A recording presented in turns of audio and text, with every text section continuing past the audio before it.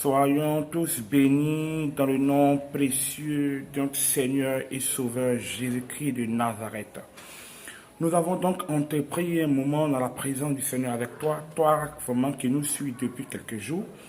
Mercredi, lundi, mardi, mercredi passé, nous avons fait des directs, nous avons fait des posts où que vraiment j'ai eu à donner des renseignements sur un thème spécifique. Car en Sion, je mets une pierre d'achoppement. Et vraiment, aujourd'hui, nous sommes donc au 8e jour, mais nous avons des retours parce que plusieurs nous appellent pour leur dire, pour nous dire vraiment qu'ils sont bénis par le moment de prière. Certains ont été visités, il y a des témoignages et nous voulons vraiment dire merci au Seigneur. Nous bénissons son nom pour sa grâce, c'est pas nous, c'est lui qui le fait. On le fait par obéissance. Vous savez, quand tu obéis à la voix de Dieu, il y a des signes qui te suivent. Comme Pierre pouvait dire, Seigneur, sur ta parole, je jette le filet. Et la Bible dit, là où ils n'avaient rien pris, le même jour, ils ont pris des poissons en grande quantité. Et donc, nous jetons le filet sur la parole du Seigneur. Nous savons que ce moment-là est un moment béni, est un moment de restauration. Nous sommes encore là pour ce 8e jour de ce moment de jeûne, 8e jour dans la présence de ce Dieu glorieux. Et non, thème est toujours là. Mais nous avons un sous-thème aujourd'hui que nous allons partager avec toi. Toi, vraiment, qui nous suit, partage la vidéo, partage à ton frère, partage à ta soeur, ça lui fera du bien. Le thème, c'est « Soyons un ». Le thème de ce soir, c'est « Soyons un ». Soyons un. Vous savez, quand on dit « Soyons un », ça nous ramène à l'unité. Le Seigneur veut que nous soyons un. Le Seigneur veut que nous soyons unis. Et vraiment, le Seigneur l'a expliqué clairement en Jean 17. Jean 17, à partir du verset 20 que je vais lire. Jean 17, à partir du verset 20 que je vais lire. Ce n'est pas pour eux seulement que je prie, mais encore pour ceux qui croient en moi par leur parole. Afin que tous soient un, comme toi, Père, tu es en moi et moi je suis en toi. Afin qu'eux aussi soient un en nous, pour que le monde croie que tu m'as envoyé. Je leur ai donné la gloire que tu m'as donnée, afin qu'ils soient un, comme nous sommes un. Ici, c'est le Seigneur qui est en train de parler. Et vous savez, c'était autour véritablement de la dernière scène que Jésus devait avoir avec ses disciples. Donc, je peux dire que ces paroles un peu relatent un peu quand même sa dernière volonté. Et vous savez que dans la vie d'un homme, la dernière volonté est très forte. Et donc, ici, le Seigneur a dit, Père, ma prière, c'est qu'ils soient un. Ils soient un, pourquoi? Parce que je prie, c'est pas seulement pour eux, mais des gens qui vont croire à part de leur parole. Vous savez, nous sommes donc, on vit, mais nous devons comprendre qu'autour de nous, les gens nous observent. Le monde nous observe, les païens nous observent, le diable nous observe. Nous sommes observés par tous ceux qui sont autour de nous. Ils observent notre évolution, ils observent notre comportement. C'est pourquoi le témoignage est très important dans la vie d'un homme. Je dis à quelqu'un, veille sur ton témoignage. Pourquoi? Parce que ton témoignage parle plus que ta bouche. Ton témoignage parle plus que ce que tu dis. L'Église va comprendre que le témoignage de l'Église parle plus que l'évangile qu'il prêche. Parce que notre vie prêche avant notre parole. Vous comprenez? C'est pourquoi le témoignage d'un homme de Dieu, le témoignage d'un enfant de Dieu est très important. Et le monde nous observe. Le monde nous regarde. Ce que nous disons, ce que nous prêchons, est-ce que nous le pratiquons?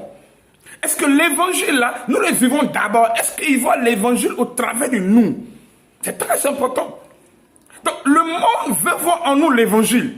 Le monde veut voir en nous la parole, afin de croire en ce que nous disons. Parce que nous prêchons un Dieu, nous prêchons Jésus que eux ils n'ont pas vu, que eux ils ne connaissent pas. Mais c'est au travers de nous qu'ils veulent voir Jésus. C'est au travers de nous qu'ils veulent voir Dieu. C'est au travers de notre comportement qu'ils veulent voir l'amour de Dieu. Car l'amour de Dieu ne se trouve pas dans la bouche. L'amour de Dieu se trouve dans les actions concrètes, se trouve au travers de notre vie. Vous savez qu'on parle d'unité. L'unité parle de quoi? L'unité parle d'amour.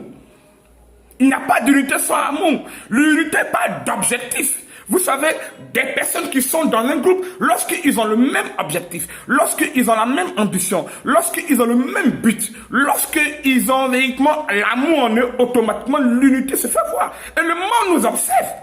Et Jésus dit quoi? C'est lorsqu'on sera un, c'est là que le monde saura. Le monde va croire en lui. Parce que le monde ne peut pas le voir, c'est nous que le monde voit. Le monde ne peut pas le saisir, c'est nous que le monde saisit. Donc nous sommes la lettre écrite comme dit Paul. C'est au travers de nous que les gens veulent voir l'amour de Dieu. On prêche l'amour de Dieu, on prêche la puissance de Dieu. Mais est-ce que le monde voit en nous l'amour de Dieu? Alléluia. Est-ce que le monde voit en nous l'amour de Dieu? L'amour de Dieu doit se manifester dans l'église par l'unité. L'unité. L'église doit être un. Les enfants de Dieu doivent être un. Ils doivent avoir le même objectif. Ils doivent avoir le même but. Mais souvenez-vous que depuis le temps de Jésus, les disciples même étaient en train de se combattre. Il se posait la question, qui sera le plus grand? Qui sera le plus élevé? Et je dis, non, le plus grand parmi vous, qui soit le serviteur de tous. Qui soit à même de servir les autres. Donc, c'est pas nouveau. C'est pourquoi il pourrait prier pour dire, Père, je prie qu'ils soient un. Pourquoi? Parce qu'en vérité, le problème de leadership crée la division. Le problème de leadership crée la division et les gens se combattent. Vous savez, l'église aujourd'hui n'est plus unie. L'église est combattue à l'intérieur. Les chrétiens sont combattus. Ils se combattent entre eux-mêmes. Or, la Bible déclare qu'une maison divisée contre elle-même ne peut subsister. On ne peut pas partir vaincre le diable, c'est nous, on est divisés. On ne peut pas partir combattre et triompher dehors, c'est nous, on est divisés. On ne peut pas gagner le monde si on est divisé. Écoutez, les gens quittent dehors, les gens quittent les problèmes, les gens quittent les combats, les gens quittent la sorcellerie, les gens quittent l'islam, ils quittent toutes ces choses. Ils viennent à l'église pour avoir la paix, ils viennent à l'église pour avoir la quiétude. Et quand ils tombent dans le monde, quand ils tombent dans un royaume divisé, combattu, où les gens se combattent, ils ne sont plus à l'aise. Je vous dis la vérité. Ils ne sont plus à l'aise. Le lieu là n'est plus pour eux de paix. C'est pourquoi beaucoup de personnes qui étaient converties sont rétrogradées. Beaucoup de musulmans sont répartis dans le monde. L'église n'a pas pu changer les sorciers convertis. L'église n'a pas pu changer les mystiques convertis. Pourquoi? Parce que l'église à l'intérieur est combattue. L'église même se combat. Les leaders se combattent, les chrétiens se combattent. Quand un a un problème, on se combat. Or, la Bible déclare que le plus fort soutient le plus faible. Waouh! Mais c'est dommage que l'église n'a pas compris ces choses. Parce que dans l'église, quand un est affaibli, l'autre frère vient l'achever. Quand un est presque tombé, l'autre même vient le faire tomber. Quand un est tombé, il vient se relever, il veut se relever, l'autre vient et puis le combat. C'est dommage. C'est que l'église aujourd'hui, les gens se méfient à l'intérieur. Les gens se méfient des uns des autres. Tu ne peux pas expliquer ton problème à ton frère. C'est lui qui va t'exposer. Même au milieu des pasteurs, les pasteurs ont peur de se confier. Parce que quand tu confies à ton pasteur, c'est lui qui va te répandre, c'est lui qui va te vilipender aux yeux des fidèles. Aujourd'hui même, les pasteurs ont peur d'inviter le collègue. Pourquoi? Parce que tout simplement, si tu invites ton collègue, au lieu de venir t'aider à bâtir l'œuvre, lui il vient pour renverser. Et ça fait que souvent, les pasteurs commencent tout à zéro à cause des collègues qui viennent pour renverser. Et ça fait que les gens sont devenus méfiants. L'église est devenue méfiante. Les frères sont devenus méfiants. Les gens se soupçonnent. Les gens se jugent. Les gens s'accusent. Les gens s'accusent. Et l'essentiel est laissé. C'est pourquoi l'église sera fragilisée. C'est pourquoi l'église sera fragilisée. On mène de faux combats. Non, moi, vraiment, je suis de telle dénomination. Moi, je suis de telle église. Au ciel, il n'y a pas d'église. Au ciel, il n'y a pas de communauté. C'est les chrétiens sauvés qui forment l'église du ciel. Et nous combattons pour les choses inutiles. Mais ce soir, je veux dire à quelqu'un, le cœur du Seigneur Jésus gémit au-devant de lui. Son cœur saigne parce que son église est divisée. Son église est fragilisée. Et l'ennemi arrive à s'infiltrer. L'ennemi arrive à s'infiltrer parce que l'église est fragilisée. L'ennemi arrive à s'infiltrer parce que les murs sont divisés. Et l'ennemi rentre pour arriver à dominer, triompher. Et nous voyons, quand la Bible déclare, quand vous verrez l'abomination de la désolation s'asseoir en lieu saint, que celui qui lui fait attention. Le Saint nous dit, le diable va pouvoir monter jusqu'à s'asseoir à la chair. S'asseoir là où le Seigneur est invoqué. Pourquoi? Parce que l'église est divisée. Église de Dieu, je t'appelle ce soir, reviens à toi. Ressaisis-toi et retrouve ton premier amour. Retrouve l'amour que Dieu t'a donné. L'amour ne souffre point. L'amour supporte tout. L'amour est patient. L'amour de Dieu.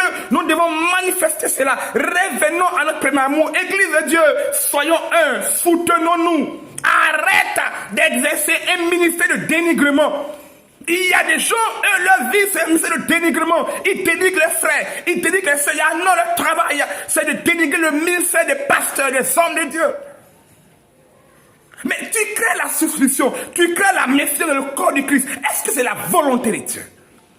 Est-ce que c'est la volonté de Dieu? Je veux dire à quelqu'un ce soir, l'Église doit être un. Car c'est dans l'unité qu'on se soutient.